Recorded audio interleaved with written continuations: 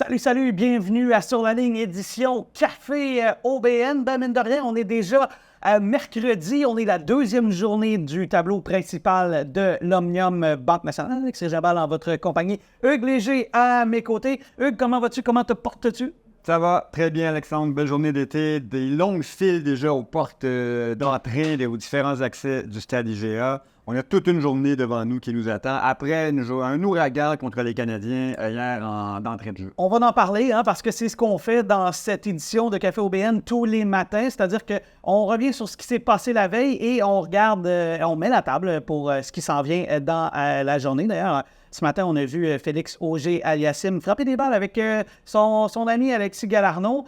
Les deux ont joué ensemble en double hier. On en reparlera dans notre bloc, mais c'était le fun de voir les deux amis frapper des balles ensemble. Ce sera d'ailleurs aujourd'hui l'entrée en scène de Félix Auger-Aliassime. Je pense que sans contredit, ce sera le grand favori de la foule cette semaine. Mais avant qu'on aille sur ce qui s'est passé, ce qui s'en vient aujourd'hui, juste qu'on revienne, Hugues, sur ce qui s'est passé hier.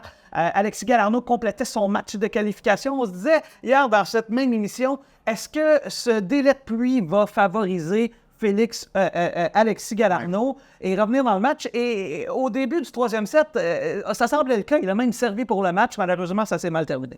Ça a été vraiment, vraiment serré. Moi, je suis déçu pour Alexis parce que, bon, il est passé à un cheveu d'aller dans le tableau principal. À 2 points. À 2 points. C'est une bourse de 27 000 jouée au premier tour à Montréal pour un Masters 1000. Donc, ça aurait été bon pour lui. J'en suis convaincu pour les points aussi. Mais écoute, il a vraiment tout donné. Moi, je te le disais, depuis ces deux matchs, en fait, il a joué à son plein potentiel. Il a joué à un niveau très, très élevé au niveau de son jeu, très, très tendu. Il n'y avait pas beaucoup de marge d'erreur.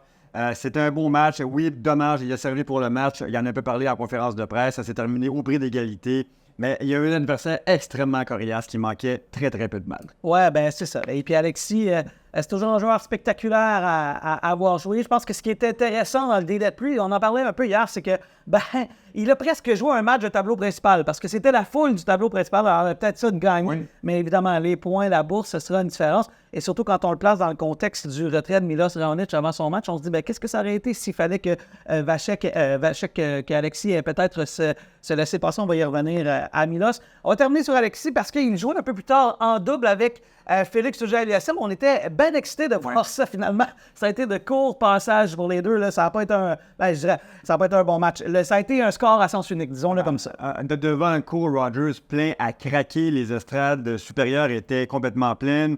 Il y avait beaucoup d'ambiance, évidemment, un accueil chaleureux pour les deux Québécois. Mais d'entrée de jeu, Félix se fait breaker à 0, 2 doubles fautes sur son service. Donc, ils n'étaient pas tout à fait prêts pour ce match-là. Et leurs adversaires ont fait qu'une bouchée. 6-0, c'est ça, ce match de double. Au premier tour, c'est déjà terminé. Il y avait une autre paire canadienne, celle de Shapovalov et Pospisil. Et bien, de ce côté-là également, c'est terminé. On en parlait hier. Beaucoup de joueurs réguliers en scène qui jouent en double. C'est le cas de Shapovalov, encore une fois, mais ça a été une défaite de ce côté-là également. Oui, ça n'a pas été une journée mémorable pour les Canadiens. Souhaitons que du côté du simple aujourd'hui, avec l'entrée en jeu de Chapeau et de Félix, ça se passe mieux, mais ça a été compliqué. Moi, j'ai beaucoup aimé ce que les organisateurs ont fait, sûrement en collaboration avec les joueurs. Beaucoup de paires de doubles canadiennes, tant au niveau de Montréal qu'au niveau de Toronto. On va parler des deux heures Fernandez un petit peu plus tard. Donc, je pense que ces paires-là font que c'est intéressant d'un point de vue mise en marché, d'un point de vue fan, mais visiblement, c'est des joueurs qui ne sont pas habitués de jouer en double ensemble, mais ça a apparu un peu sur le terrain. Ouais, ben voilà. Mais en même temps, je pense que c'est surtout dû au changement de surface. On veut s'adapter au changement de surface, on veut jouer ensemble, jouer un peu plus de matchs compétitifs là, sur cette surface-là, parce que beaucoup de joueurs arrivent de Paris, arrivent de la terre battue. Ils n'auront pas joué longtemps. Non, ça, c'est sûr. Ben, on espère que Félix se rende assez loin. Et Chapeau, ouais, c'est ça, en double. Oui. Un qui n'aura pas joué longtemps et c'est Milos Raonic. Et ça, c'est un peu décevant. On était content de le voir. Je veux dire, Milos, il en reste moins qu'il en restait. Là. Il y a même il n'y a pas si longtemps, puis on en a parlé dans plein de nos émissions. On pensait même presque qu'il était à la retraite et il est revenu finalement. Retraite, blessure à l'épaule pour Milos Raonic. C'était le match vedette de la soirée hier contre Holger Rune d'entrée de jeu. Après le cocktail d'ouverture, qui est un moment important pour le tournoi. Plusieurs personnalités du monde des arts, spectacles sportifs, du monde des affaires sont présentes pour cet événement-là. Tout le monde attendait de voir le retour de Milos contre Holger Rune. On sait que Milos a eu beaucoup de succès à Montréal au fil des années, dont une demi-finale.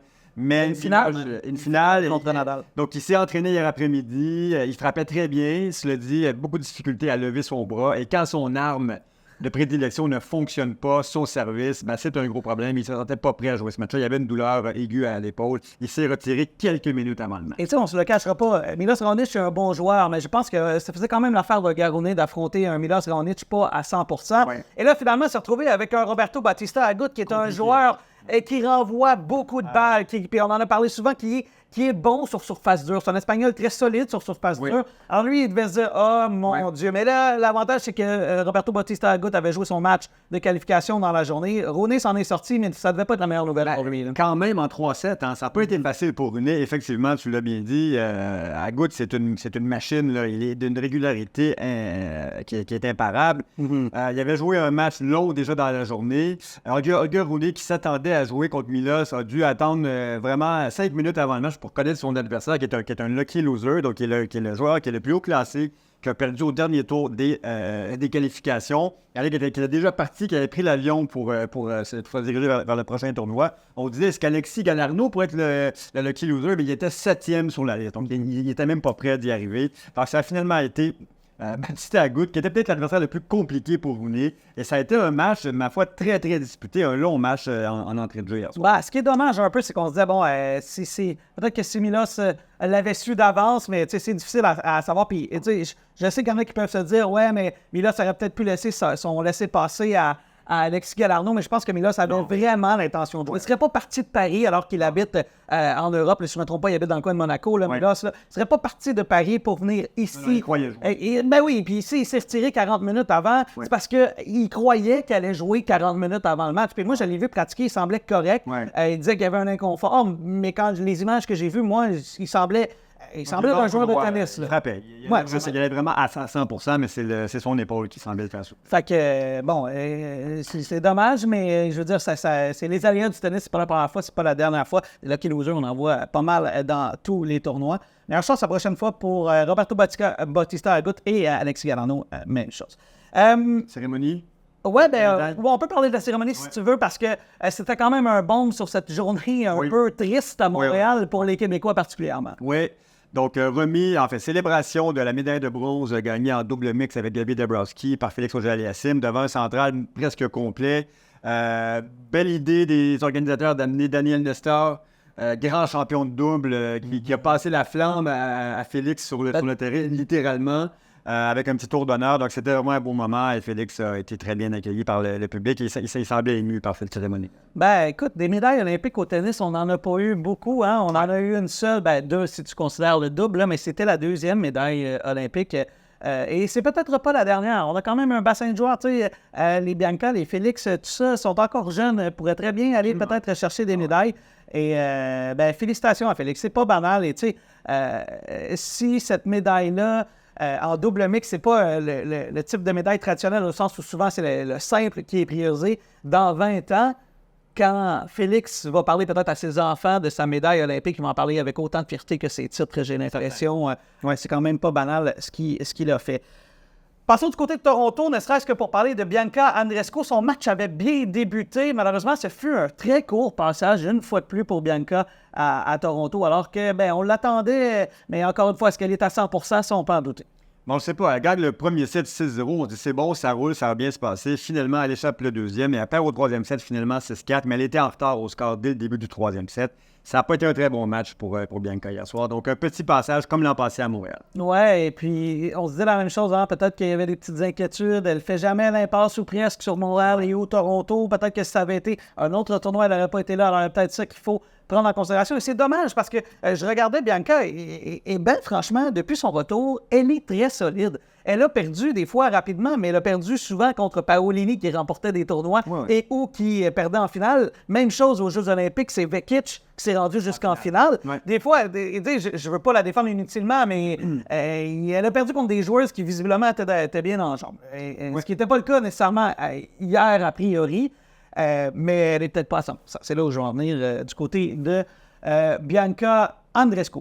Bon, ça fait le tour pour ce qui s'est passé hier. On va mettre la table sur ce qui s'en vient aujourd'hui. je te propose qu'on commence avec Félix Auger-Aliassime à tout seigneur, tout honneur, qui va affronter Cobolli.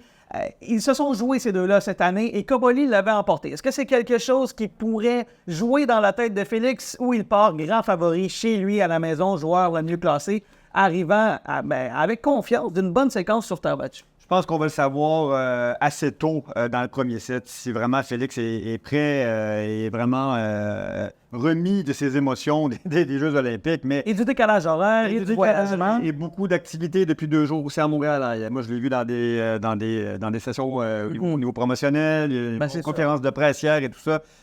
Il avait perdu en 3-7 contre Cobolli sur une surface similaire à Acapulco. Donc, c'est une défaite de 2-6, 6-3, 6-2.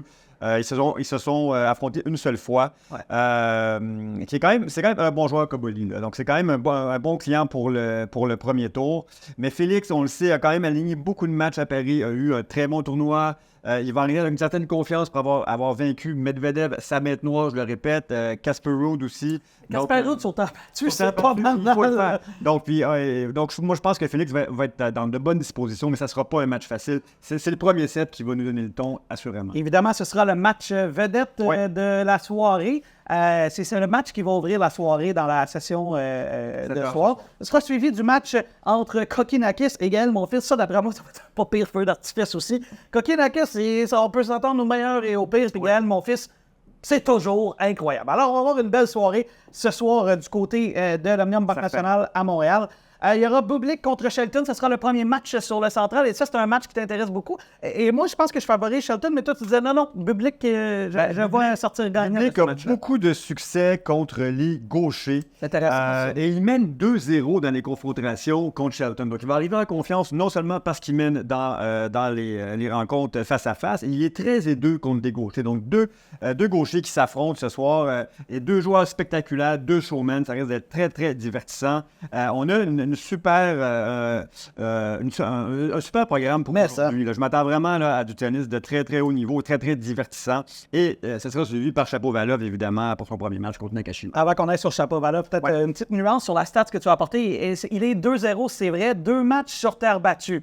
Là, quand tu vas affronter un des meilleurs serveurs, probablement le meilleur serveur présentement, en tout cas, un des serveurs les plus rapides, Ben Shelton, sur surface dure à Montréal, peut-être que ça sera un avantage pour Shelton. 13-2 contre des gauchers sur surface dure. Cette stat-là, elle est particulièrement intéressante. Ça va être un match intéressant. Et Bublik, c'est le genre de joueur, là, si vous ne le connaissez pas, va sortir des coups que vous avez même jamais pensé faire. Là. Il est créatif et parfois même controversé dans la façon dont il joue. Et je te demandais hier, pourcentage de service à la cuillère, ton pourcentage était très élevé. Là. Il va en avoir 1 ou 2, c'est garanti. C'est un joueur qui est le fun à regarder jouer, ça c'est sûr. Tu me parlais de Shapovalov contre Nakashima.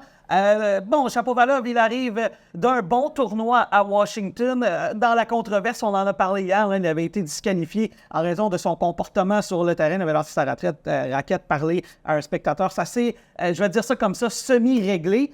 Mais il reste qu'il affronte un qualifié, Nakashima. Alors c'est peut-être un bon scénario pour lui. Ils sont 1-1 dans les affrontements. Défaite sur gazon à Wimbledon contre Nakashima. Victoire de Chapeau sur terre battue. Bon match-up encore une fois. C'est un adversaire coriace pour Shapovalov aussi. Souhaitons qu'il soit en forme. Il a bien joué quand même à Washington. Si on fait fi de son default, là, il s'était rendu quand même loin là, au niveau du tournoi. Là. Il était dans le tie-break du 3e set contre Shelton. Donc, je m'attends à un bon match aussi avec Shapovalov. Du côté des autres Canadiens, il y a Pospisil qui sera en action également. Et lui, il affronte Korda. Korda qui arrive tout juste d'un titre. Alors, et Pospisil qui n'est pas sur une bonne séquence, là, disons-le. Il n'a pas gagné beaucoup de matchs. À Granby, ça s'est terminé rapidement pour une 2e année de suite. Il n'a pas gagné beaucoup de matchs. À Montréal, est-ce qu'il peut recréer de la magie? Très possible, mais il n'a pas un adversaire facile dans les pattes. Vachette qui est dans le tableau principal en vertu d'un laissez-passer offert par Tennis Canada. Tant mieux, il le mérite. Il va avoir un prize money intéressant, une bourse intéressante avec ce premier tour-là, mais je pense que Korda sera trop fort pour Vachette aujourd'hui. La dernière fois que j'ai vu Vachette, c'était à Granby, défaite au premier tour en Challenger. Ouais, surtout que, comme je le disais, Korda, il arrive d'une bonne séquence également. Il y aura l'entrée en scène de Tommy Paul. On va le surveiller, celui-là aussi, du côté des hommes. Bon, passons du côté des femmes. Si Bianca n'est plus là, il reste quand même quelques Canadiennes. Et ce sera le cas de Marina Stakusic, qui avait qui s'était révélée au grand jour, je vais le dire comme ça, ici l'année passée d'une certaine manière. Oui, et Armée Jean King Cup, là, on sait qu'elle a eu 2 victoires importantes là, dans ce triomphe du Canada, Armée Jean King Cup. On est champion du monde côté féminin en ce moment. Elle jouera contre Erika Andreeva, donc, qui est la plus jeune des 2 sœurs, si je me trompe pas. Donc, ça devrait être un match intéressant. C'est un bon challenge pour Stakusik. Andreeva qui est qualifiée et Stakusik qui est sur un laissez-passer. Dans les matchs à surveiller au début de la saison, quand on a fait notre émission qui mettait la table pour le tournoi du tableau principal, on avait ciblé 11 jabbeurs contre Naomi Osaka. Ce sera le match qui va suivre celui de Marina Stakusic. Et ça, là, ben franchement, c'est un match qui pourrait être une finale. Je ne manquerai pas ce match-là, même si on est à Montréal et on suit les hommes d'un petit peu plus près. Je vais m'installer pour voir ce match Osaka-Jabber qui devrait être de très bon niveau. Et on sait qu'Osaka est sur un retour. Elle aime la surface dure. Elle a un bon début de saison, somme toute. Donc, je m'attends à un match intéressant. Oui, elle a bien fait. Là. Il y a peut-être au jeu où ça a été un peu plus court, mais de façon générale, elle a fait des bonnes performances contre des joueuses dignes de ce nom. C'est la joueuse c'est la seule qui a menacé Swiatek à Roland-Garros. Oui, ben voilà, tu le dis. L'entrée en scène également de Leila Fernandez, elle va affronter Shui Zhang. Fernandez, elle est toujours spectaculaire à Montréal. Ce sont 2 filles qui se connaissent. Fernandez a déjà battu. Tu t'attends à quoi de ce côté-là? Ben, Leila qui va arriver en grande forme. Je m'attends à un bon match contre une joueuse qui est en forme en ce moment.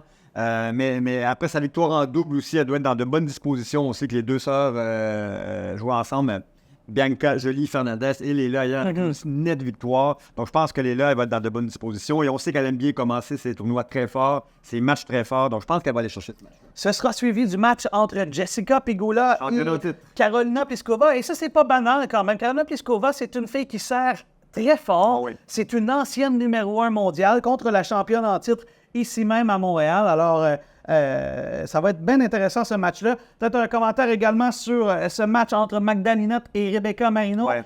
Marino, je ne sais pas, est-ce qu'on le définit de cette façon-là? C'est-à-dire qu'on va prendre ce qui va passer, mais on ne se met pas trop d'attente. Ben, c'est un petit peu comme Bechek Pospisil. Donc, c'est un laissez-passer pour Marino, fin de carrière, mais qui, encore une fois, avec son gros service, elle peut aller chercher des matchs. Cette Rebecca Marino, on l'aime beaucoup, évidemment, ici au Canada, membre aussi de l'équipe de Virgin King Cup. Mais ça va être difficile pour elle quand même. Marino qui va être en double également avec Stakusic. Elle va affronter la paire de Bethany Matoksan et Sofia Kenin. Alors ça, c'est intéressant parce que Matoksan, c'est une bonne joueuse de double. Sofia Kenin, c'est quand même une ancienne championne Grand Chelem. Elle a eu de la misère à retrouver son niveau en simple de championne de Grand Chelem dans les dernières années, mais il reste que c'est une fille qui a quand même une certaine réputation sur le circuit. Ben voilà, mon cher Hugues, c'est ce qui met la table en gros pour cette... deuxième journée du tableau principal, parce que le tournoi est décalé d'une journée comparée à d'habitude. Deuxième journée du tableau principal de l'Omnium Banque Nationale. Comme c'est la tradition, Hugues, je vais te donner le mot de la fin. Bon tennis, Alexandre. Je souhaite une bonne journée à nos joueurs canadiens, meilleure que celle d'hier. Bon tennis, tout le monde.